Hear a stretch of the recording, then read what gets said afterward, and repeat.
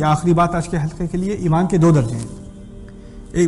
ورنہ تو علماء کے ہاں اس پہ بہت مختلف قسم سے بحث کی گئی ہے، لیکن صرف ایک پہلو میں آج آپ کے سامنے رکھ دوں، وہ یہ ہے کہ اگر آپ کسی غیر مسلم سے بات کر رہے ہیں تو غیر مسلم جب آپ کے ایمان کے بارے میں آپ سے پوچھے گا کہ تم کیا کیا مانتے ہو، تو آپ یہی کہو گے نا، میں اللہ کو مانتا ہوں، میں آخرت کو مانتا ہوں، میں اس نبی کو مانتا ہوں، میں اس قرآن کو مانتا ہوں، میرا پوری ان تمام چیزوں پر میرا ایمان ہے، اور پورا ایمان ہے، 100% ایمان ہے۔ وہ کہے گا تمہارا 100%، 90%، 50% کتنا ایمان ہے؟ تو ہم میں سے کوئی بھی کسی سے بھی کوئی غیر مسلم پوچھ لے کتنا ایمان ہے تمہارا ان باتوں پر، تو ہم کیا کہیں گے؟ 100%، یعنی کہ 50-50، ایسی بات نہیں ہے۔ ایک تو ایمان کا عقلی درجہ ہے، عقلی طور پہ ہر مسلمان مان چکا ہے کہ یہی سچ ہے، وہ ایمان 100% ہے، اس میں کمی کی کوئی گنجائش نہیں، اس میں کمی ہو تو اس کو ریب کہا جائے گا، ذالک الکتاب لا ریب فیہ، اس کی کوئی گنجائش نہیں مسلمان کے ہاں، ہمیں شک کی کوئی گنجائش نہیں ہے۔ آپ کو عقلی طور پہ پورا یقین ہونا ہے کہ یہی سچ ہے۔ اس کی ایک اور مثال، جب دوسرے پہلو پہ جانے سے پہلے ایک اور مثال سمجھ لیں۔ اگر کسی انسان کو سمجھ میں آ جائے اچھی طرح کہ گاڑی کے 4 پہیے ہوتے ہیں، تو اب وہ 100% اس کو یقین ہے کہ 4 ہی ہوتے ہیں، اس میں کوئی دوبارہ جا کے چیک کرنے کی ضرورت نہیں، آپ کو پتا ہے اچھی طرح 2 اور 2 ملا کے 4 ہوتے ہیں، آپ کو اچھی طرح پتا ہے 4 ہوتے ہیں، اب اس میں کوئی شک کی گنجائش نہیں رہی۔ یہ عقلی نتیجہ ہے، ایمان کا ایک عقلی درجہ ہے، ایک عقلی نتیجہ ہے کہ یہ قرآن سچ ہے، یہ نبی واقعی رسول ہے، یہ واقعی خدا کا کلام ہے، یہ تمام چیزیں ایک عقلی نتیجہ بھی ہیں، وہ بھی ایمان ہے، ایک عقلی ایمان سمجھ لیں، اس کو فلسفی ایمان سمجھ لیں۔ دوسرا درجہ ہے ایمان کا جس کا دل سے تعلق ہے، اور یہ دل سے تعلق جس ایمان کا ہے وہ اونچا بھی ہوتا ہے، نیچا بھی ہوتا ہے، کبھی اوپر جاتا ہے، کبھی نیچے جاتا ہے، کبھی آپ خطبہ سن رہے ہو آپ کا ایمان اوپر جائے گا، کبھی آپ کسی فضول قسم کی مجلس میں بیٹھے ہو آپ کا ایمان نیچے چلا جائے گا، آپ کوئی فضول چیز ٹی وی پہ یا یوٹیوب پہ کہیں اور دیکھ رہے ہو آپ کا ایمان نیچے جائے گا، آپ کوئی فائدے کی بات سن رہے ہو آپ کا ایمان اوپر جائے گا۔ ویسے تو آپ 100% مسلمان ہر وقت ہیں، مانتے تو ہر چیز کو ہیں، اللہ کو بھی مانتے ہیں، رسول کو بھی مانتے ہیں، لیکن انسان کے دل میں کچھ آگ جلتی ہے، کبھی کبھار آنسو نکلتا ہے آنکھ سے کبھی کبھار، وہ کس قسم کا ایمان ہے؟ دل کا ایمان۔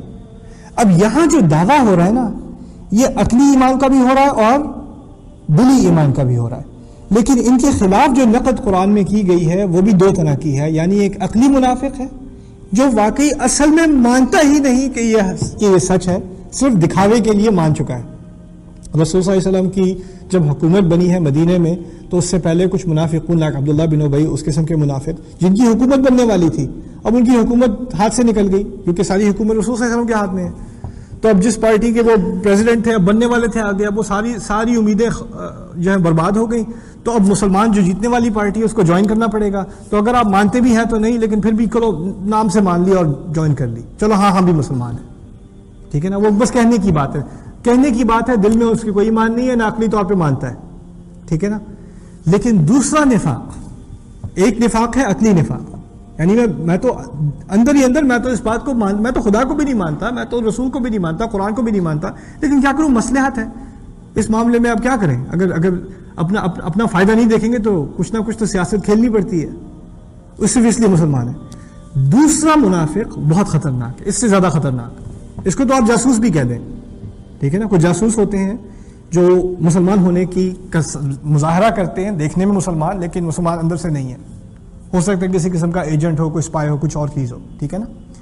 لیکن جو دوسرا منافق ہے، جو دل کا منافق ہے، وہ کیا ہے؟ وہ تو عقلی طور پہ اپنے آپ کو مانتا ہے مسلمان، لیکن دل اس کا مطمئن نہیں ہے، دل مطمئن نہیں ہے، دل میں سے ابھی بھی انہی چیزوں سے محبت ہے جس سے کسی کافر کو محبت ہو، دل میں ابھی بھی حلال اور حرام کی وہ تمیز نہیں ہے، جو یعنی حرام چیز ابھی بھی اچھی لگتی ہے اور حلال چیز ابھی بھی کم معلوم ہوتی ہے، حلال پہ دل خوش نہیں ہوتا، حرام کی طرف نظر جاتی ہے ہمیشہ۔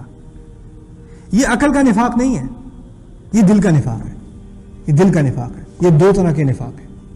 اور اصل مسئلہ اکثریت مسلمانوں کی، ہمارا اصل خطرہ پتہ ہے کون سا ہے؟ دل کا نفاق، دل کا نفاق۔ انسان مانتا ہے، ٹھیک ہے، اسلام کو مانتا ہے، لیکن جب دل مطمئن نہ ہو، وَقَلْبُهُ مُطْمَئِنٌ بِالْإِيمَانِ، اس کا دل ایمان پر بالکل مطمئن ہے، جب تک وہ حالت نہ ہو تو پھر روز اوپر نیچے اوپر نیچے اوپر نیچے، اور اس طرح کا کھیل اب انسان کھیلے نا بار بار، کبھی ایمان اوپر، کبھی کچھ اچھی بات سن لی تو اوپر، کبھی نہیں سنی تو نیچے، پھر کبھی سنی تو اوپر، پھر کبھی سنی تو نیچے. اگر یہ کھیل کھیلتا رہے تو آخر کار پھر ایمان نیچا ہی رہتا ہے.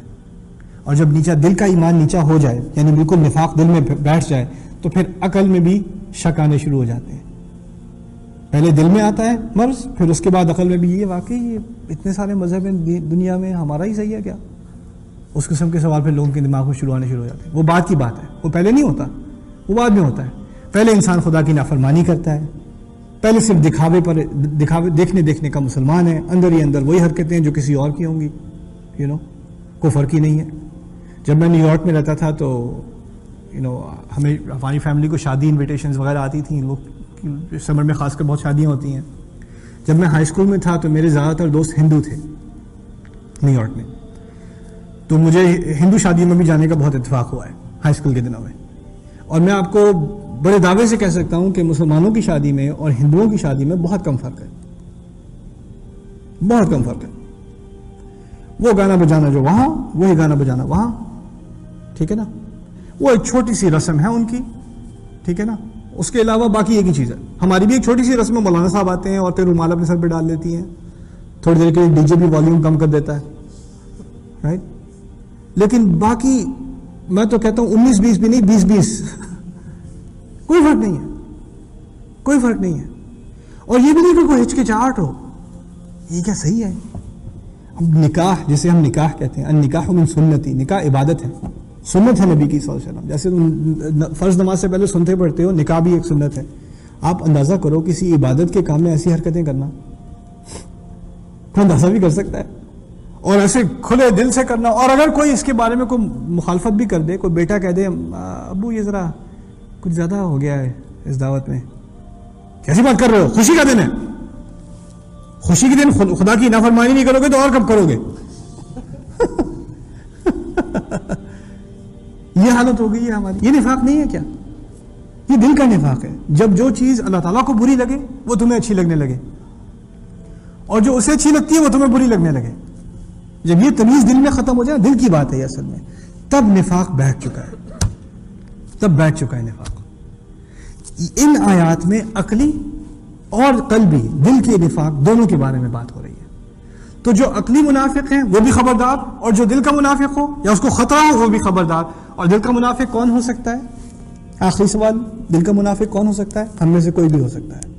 کب اس کا شکار ہو سکتے ہیں؟ کبھی بھی ہو سکتے ہیں. کبھی بھی آپ اس حملے سے محفوظ نہیں ہیں. اس ایمان کی ہمیشہ حفاظت کرنی ہے.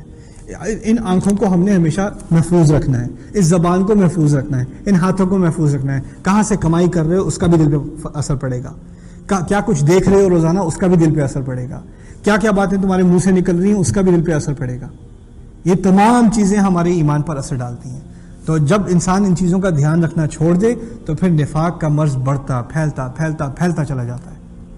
پھر ایک آخری مرحلہ آتا ہے نفاق کا کہ جب اس مرحلے تک پہنچ جائے کہ وَزَيَّنَ لَهُمُ الشَّيْطَانُ أَعْمَالَهُمْ، شیطان ان کے لیے ان کی بری حرکتیں بھی خوبصورت دکھانے لگتا ہے ان کو. ایسی گندی گندی حرکتیں کرتے ہیں اور ان کے دماغ میں بڑی اچھی بات کر رہا ہوں، اچھی چیز کر رہا ہوں میں، یہ تو سب کرتے ہیں، اس میں کیا برائی ہے؟